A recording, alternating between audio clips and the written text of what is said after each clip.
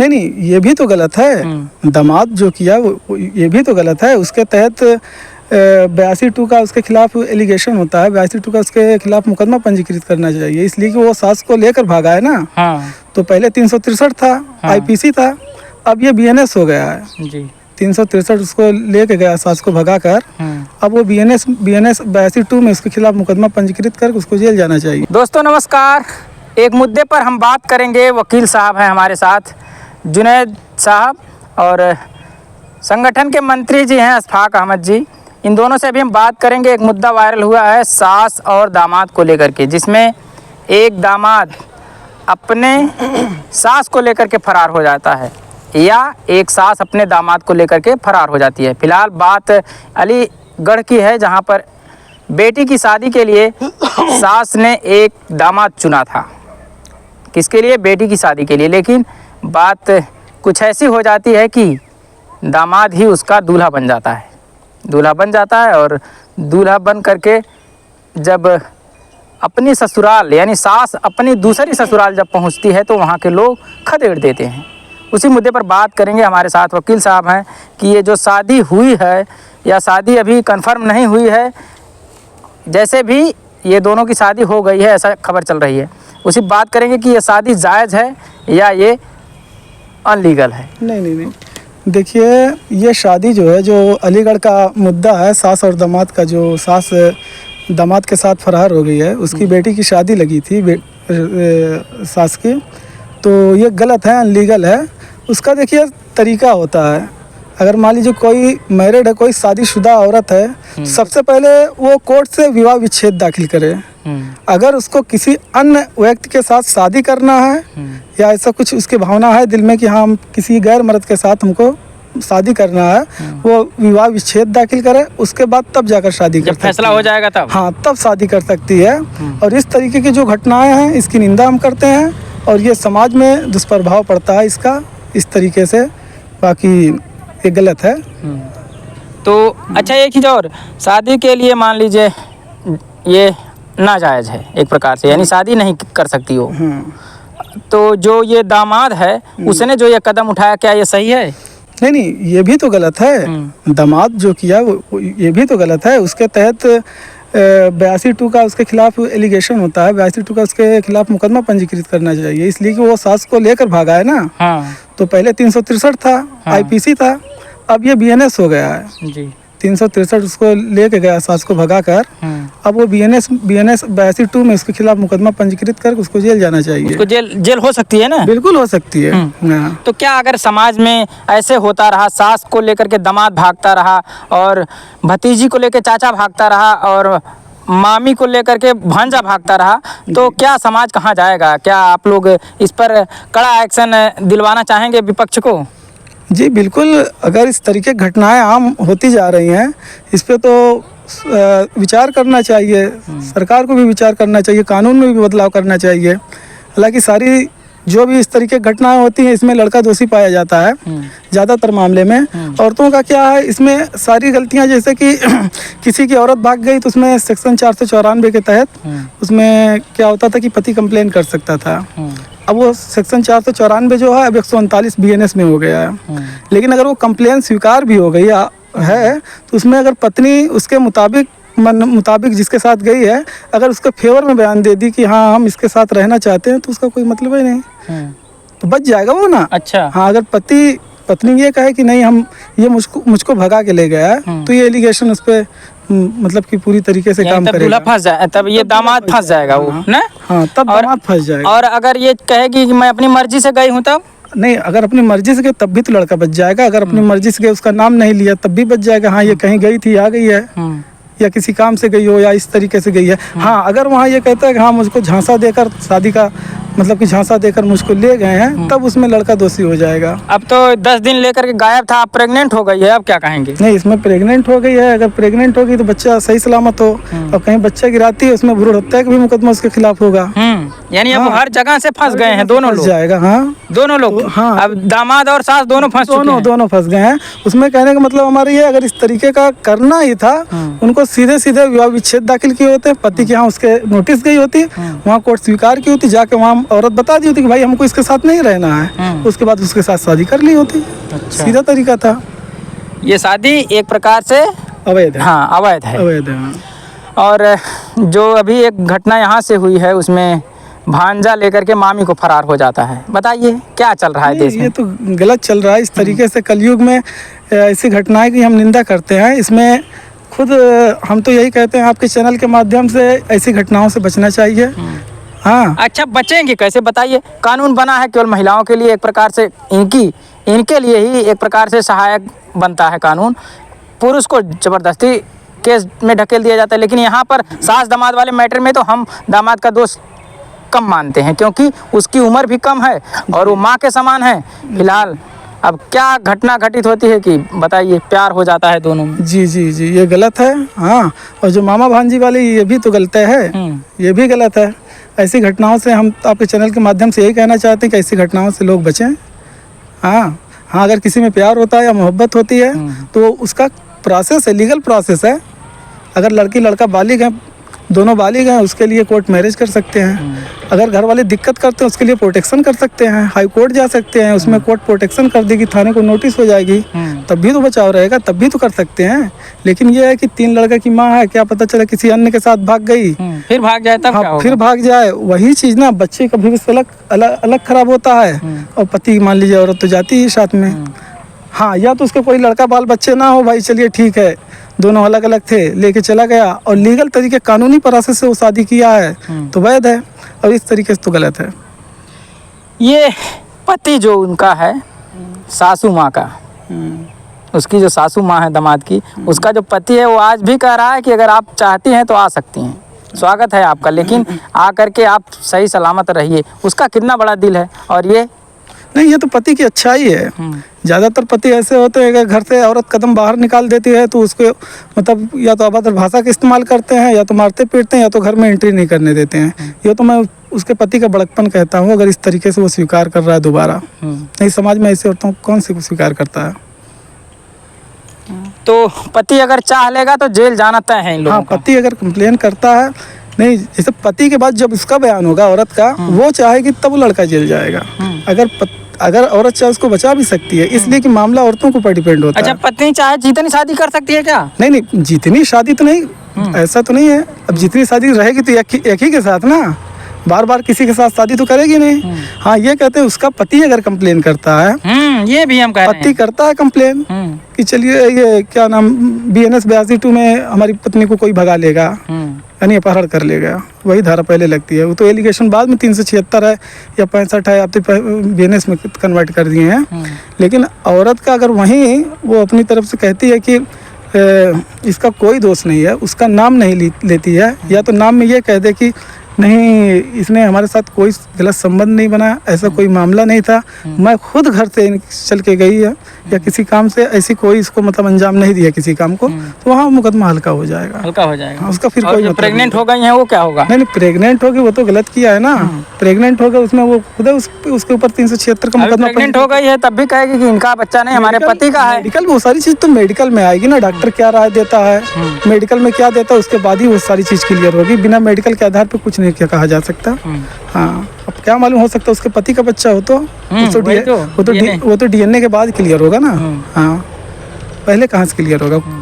यानी अब उनकी लाइफ के मालिक एक प्रकार से लड़की है, लड़की मानी जिसकी शादी होनी थी, वो भी चाहेगी तो फंसाएगी, और पिता भी चाहेगा तो फंसा देगा। वो मझधार में पड़े हैं, किसी भी ओर जा सकते हैं, जेल भी हो सकती है, बच भी सकते हैं। एक तरह से वो मझधार में फंस चुके हैं, कहने का मतलब ये है। तो इसके लिए आप संदेश क्या देंगे लोगों को, जो लोग देख रहे हैं और आपकी बातें सुन रहे हैं? क्या संदेश देंगे कि ऐसी घटनाओं को अंजाम दिया जाए लगातार? अगर इस पर रुकावट नहीं होगी, आप लोग एक प्रकार से कानून के मालिक हैं, आप लोग रुकावट देने के लिए इनसे क्या अपील करेंगे? नहीं, ऐसी घटनाओं से बचा जाए।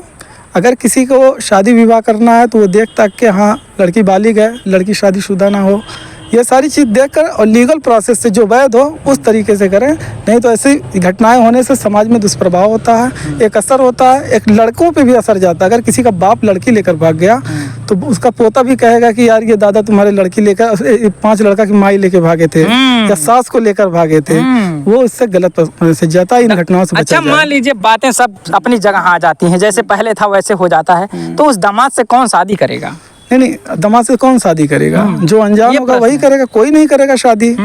अब वो कितनी कौन अनजान है? अब तो आज पूरा वर्ल्ड देख रहा है। तो सोशल मीडिया का दौर है, हर आदमी देख लिया, मतलब जान जाता है। लेकिन या तो फिर उसी तरीके के होंगे तब भी शादी करेंगे, लेकिन ऐसे लोगों से लोग भागेंगे ना भाई। कल के दिन वो सास को भगा लेगा, कल के दिन घर में किसी और को भगा लेगा, तो भी तो दिक्कत है। यानी दोनों की सहमति रही होगी तभी तो ये हुआ है। अगर मान लीजिए सास कोशिश की होगी, अगर ये कोशिश नहीं करता तब भी तो बचा जा सकता था। यानी ये भी उसके लिए तो डांटना चाहिए। अरे अब आप हमारी माँ हैं, हाँ। बताइए। ये भी इसके लिए एग्री हुआ होगा कि भाई सहमति से ही सारी चीज़ें हुई हैं। अगर मान लीजिए सास का इम्प्रेशन था कि ठीक है हम इसको इस तरीके से हम इससे मिले जुले या इस मतलब प्यार का अपने इजहार करें, अगर ये मतलब गुस्सा में या कुछ भी 1 मरतबा 2 मरतबा 3 मरतबा इग्नोर कर देता तो ऐसी घटनाएं नहीं होती। लेकिन ये भी चाहा तब तो ऐसा हुआ।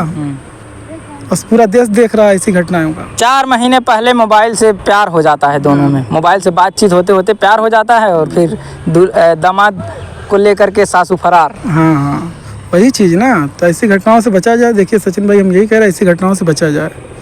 हाँ, अब अशफाक भाई हैं, इनसे बात करेंगे। भैया स्वागत है हमारे चैनल पर। पहले बात तो मैं आपका धन्यवाद देता हूं। आप जानते भी हैं, चैनलों पे मुझे जानते हैं। मैं पत्रकार एकता संघ में जिला संगठन मंत्री हूं। आप हमारे चैनल पर हमारे संगठन में जिला सचिव भी हैं। और अभी जो आप सवाल हमारे कर रहे थे, हमारे जिला के पत्रकार एकता संघ के विधिक सलाहकार मोहम्मद जुनैद साहब ने उसके अनुच्छेद बताया और उन्होंने उसमें बताया कि इस कानून के तहत गिरफ्तारी हो सकती है, इस कानून के तहत बचा जा सकता है। और वकील साहब ने पूरी बात बताई। और वकील साहब ये भी बताया कि समाज का स्तर सास और दामाद से गिरता है। समाज शादी होने के बाद सास माँ जैसी समान होती है, जिसके लोग रूप देते हैं और उनका पैर छूते हैं। अब सास ने ऐसा किया, एक बहुत दिलचस्प बात है, ऐसा नहीं करना चाहिए। अब चूंकि बेटी की शादी करनी थी और उसको खुद लेकर मंत्री जी, एक सवाल आपसे और है, क्या वजह रही होगी? क्या उसका आदमी उसको संतुष्ट नहीं कर पा रहा था? देखिए ये मामला तो हम नहीं बता सकते, क्योंकि वो तो उनकी बातों पर होगा, उस महिला का पर होगा कि उनकी क्या वासना थी, क्यों दामाद के साथ भागी।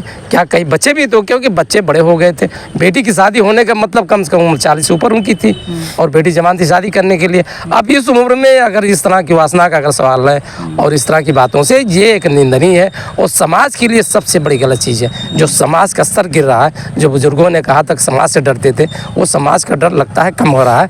और मैं कहता हूँ जैसे जो गांव की पंचायतें होती हैं जिस पर दबाव डालती, अब उसका असर कम रहा और गांव के लोग समाज को सुधारने की कोशिश करें ताकि इस तरह की घटना समाज में ना आने पाए। आए दिन कभी भांजा मामी को लेकर फरार हो रहा है, कभी चाचा भतीजी को लेकर फरार हो रहा है, कभी सासू माँ दामाद को लेकर फरार हो रहे हैं। यानी आए दिन रोज डेली किसी ना किसी प्रकार से भागने भगाने वाला काम चल रहा है। क्या संदेश देंगे लोग? आपको मैं बहुत अच्छी बात बता दूं। बुजुर्गों का कहना था कि बेटी जवान हो जाती थी, पिता नहीं जानता था। लेकिन आज ऐसे हालात हैं, चाहे वस्त्र समझिए, चाहे मोबाइल का या आधुनिक ज़माने के हिसाब से बात बिगड़ती नज़र आ रही है। आप किसी बुजुर्ग से जब ये कहेंगे तो लोग ये कहते थे कि बेटी जवान होगी, पिता नहीं जानता था। फिर शादी खोजने के बाद उसकी माँ ही कहती थी। लेकिन आज ऐसा देखा जाए, लड़के लड़की खुद अपनी शादी खोज रहे हैं। तो समाज के एक बिगड़ा हुआ थोड़ा सा स्तर है और जिससे कोशिश की जाए और निवेदन किया जा रहा है कि परिवार के लोग, सभी लोग इसको संभालने की कोशिश करें ताकि ऐसी घटना और सास दामाद को लेकर ना भागें, चाची भांजी को लेकर ना भागें, भतीजे लेकर भाग जा रहे हैं। ये एक बहुत निंदनीय है और एक शर्मनाक बात है जो समाज के लिए है।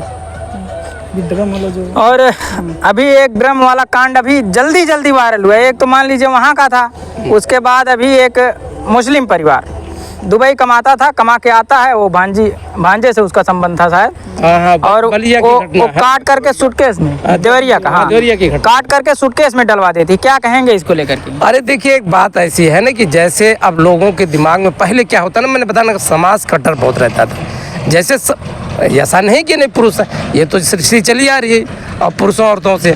लेकिन पहले समाज का डर बहुत रहता था कि अगर ये हम करें गलत हो जाएगा, लेकिन आज समाज का डर बहुत कम हो गया है।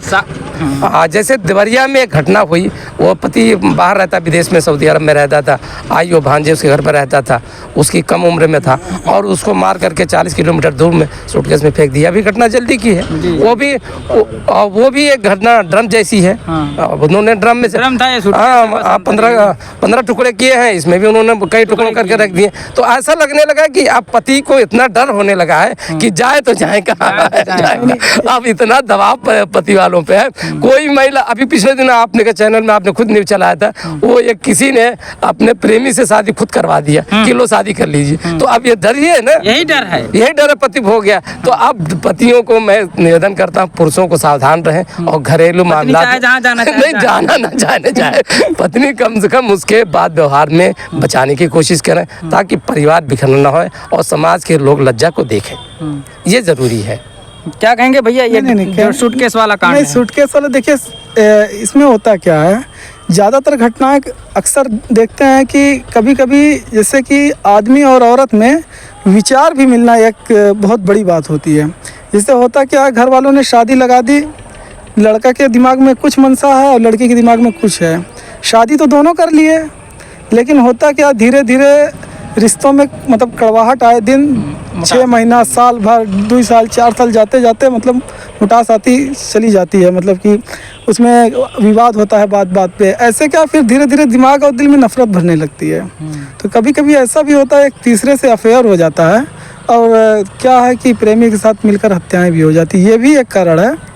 हाँ, और कभी कभी तो ऐसा होता है कि लोग गलत, कभी कभी प्रेमी के साथ शादी करवा देते हैं पति अगर जान जाते हैं। हाँ, ये ऐसा भी हुआ, अभी जल्दी हुआ है, अभी आजमगढ़ में हुआ है। हाँ, आजमगढ़ में अभी हुआ है। हाँ, प्रेमी के साथ ही शादी करा दी है। हाँ, अभी एक घटना और हुई है, उसमें वो अपनी बीवी की ही शादी किसी अन्य प्रेमी से करा दिया। वही घटना जी। तो खैर उसका बड़कपन था, उसने प्यार को समझा।